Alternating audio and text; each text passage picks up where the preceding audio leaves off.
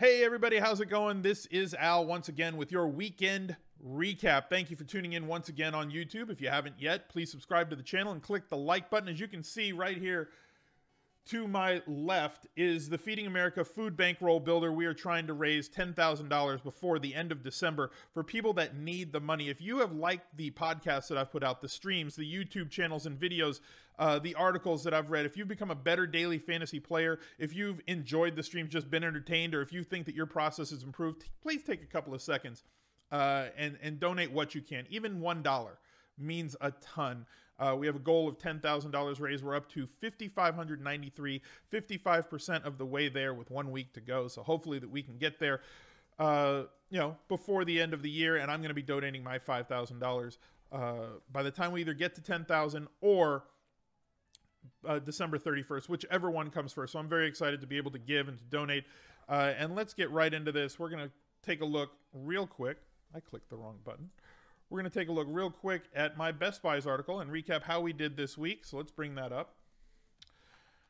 This is the Week 16 Best Buys article. We're going to go player by player, see how we did, and see how it played into our lineups. I'm going to do the lineups a little bit differently this week in terms of what we normally do. I usually go over my cash game lineup. I played tournaments this week, so I took a little bit of a different approach, but I didn't enter 150, so we can really break this down. Russ Wilson, the quarterbacks were a little disappointing that I wrote up this week. Russ Wilson with 14.6 points.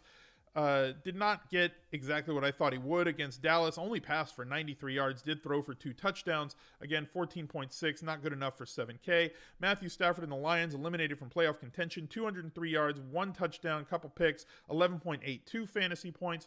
Drew Stanton did what we needed him to do. Threw a late pick off of a tipped ball that should have been caught. One of those interceptions that gets credited to him, but it wasn't his fault, like not even by a long shot. End of the day, with 14.5 points, we needed 13 from him, 209 yards, 2 touchdowns, 2 picks. Brought him down off of 15 points, but he allowed you to pay up for just about everybody else that you needed on this slate, and hopefully you did.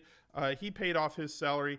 Intriguing for tournaments plays, Blake Bortles with 28.38 and Kirk Cousins with 23.76. So if you paid up, I hope that you went for one of those two over the other two guys that I wrote up. Kareem Hunt, volume was there. Once again, 29 carries, 91 yards, and a touchdown. 4 catches on 4 targets for 15 yards, 20.6 DraftKings points. As we said, there were a ton of plays at 7,200 and above. Melvin Gordon, 7,200. Got the volume that we needed. Didn't get 23 touches like he had every week since week 5, but 19 carries for 81 yards and a touchdown. Was actually efficient this game where he hadn't been before. 3 catches on 3 targets for 47 yards, 21.8 DraftKings points. Those are the 2 that I wrote up because there were just so many that I just focused on those 2 because I thought they were a good value. Todd Gurley, the number 1 intriguing for tournament. Like we said, he has been the Le'Veon Bell of this year, the David Johnson of this year. He's still not priced up where those guys were last year or are this year, or at least one of them, as David Johnson's hurt. Gurley ends the day with one of the biggest fantasy football days in the history of DraftKings. Double bonused for the first time since Arian Foster did it a few years ago. I think it was 2011 when he double bonus, got 100 yards receiving and 100 yards rushing. 22 carries, 118 yards, no touchdowns on the ground, but 10 catches on 13 targets for 158 yards and 2 touchdowns, 55.6 DraftKings points. I hope you had him in your lineups because if you did, it meant you cashed. Alvin Kamara, disappointed with 16 points. Think about that. Disappointed people had 16 points. He's never going to really carry the ball 20 times. He carried it his normal 12, only had 32 yards, didn't bust a long one there. 7 catches, 9 targets for 58 yards, giving him that 16. Devonta Freeman is somebody who we were off, if you paid attention on the Sunday stream, the Anti-Tinkercast. As long as Coleman was back, Freeman was off the board for me.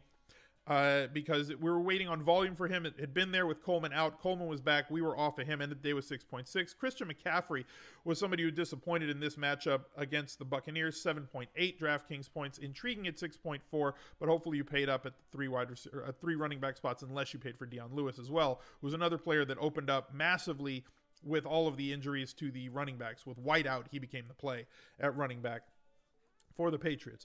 Brandon Cooks disappointed once again. He had 4 straight games where he did really well, and then a few straight games where he did really poorly, even though he had a lot of targets over those games. This week he did not. 5 targets, 2 catches, 19 yards, 4.5 DraftKings points.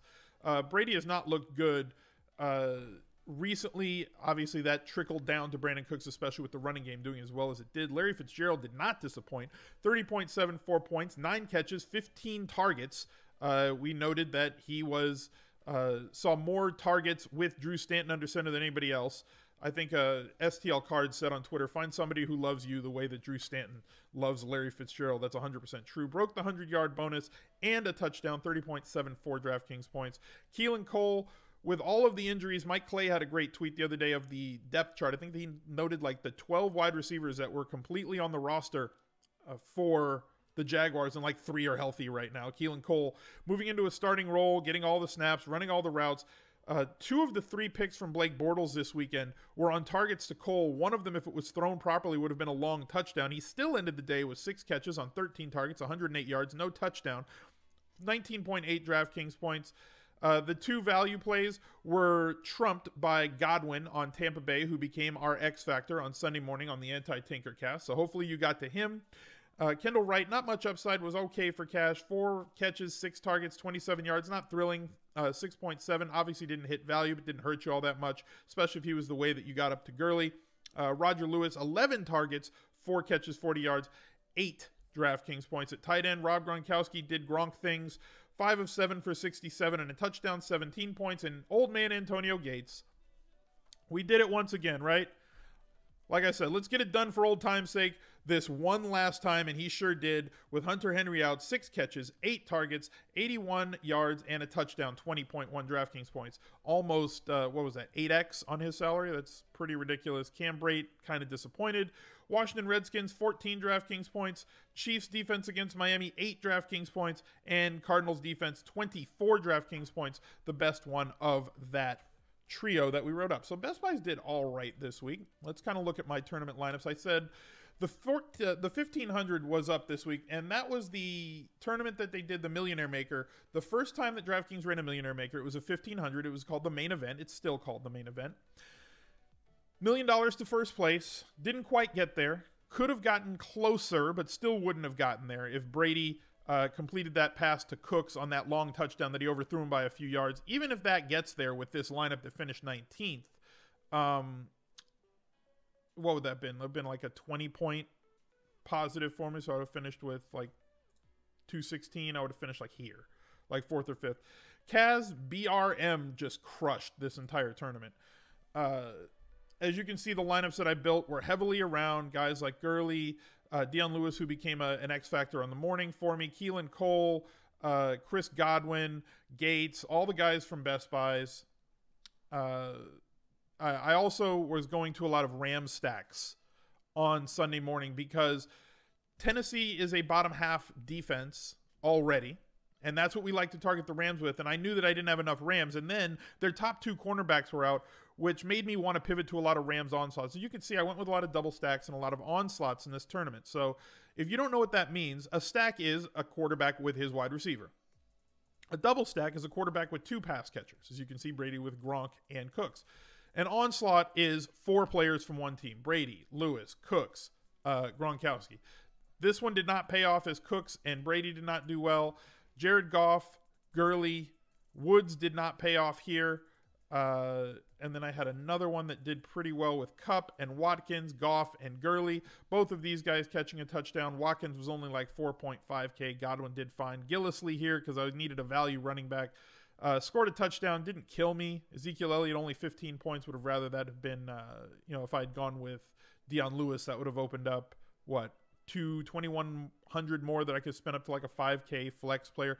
But whatever, it is what it is. I had a very positive day, very happy with the way things went. Like I said, I didn't play cash these last few weeks because I've been focusing on tournaments through championship week. We'll be going back to cash games as we come up for week 17, and we're going to look over that in the first look lineup that we're going to do real quick on DraftKings. So definitely check that one out as well right here on YouTube. Thank you guys for tuning in. Appreciate it. Hopefully we can get after it again in week 17. So look out on twitch.tv/Al_Smizzle for the Friday question and answer, where subscribers can get at me in the chat and ask me questions for about an hour. We'll upload that to YouTube as well. It's a weekly YouTube video. And then the Anti-Tinkercast is only on Twitch. So get onto Twitch, follow that channel, become a subscriber, subscribe to this YouTube channel, and please smash that like button. Let's see if we can get about 400 or 500 likes on this video before the week is over. So I hope that you guys had a profitable week. I hope you had a very happy, safe, and fun Christmas holiday, and let's get after it going into New Year's weekend this weekend. So thank you guys for tuning in. We'll catch you next time. Bye.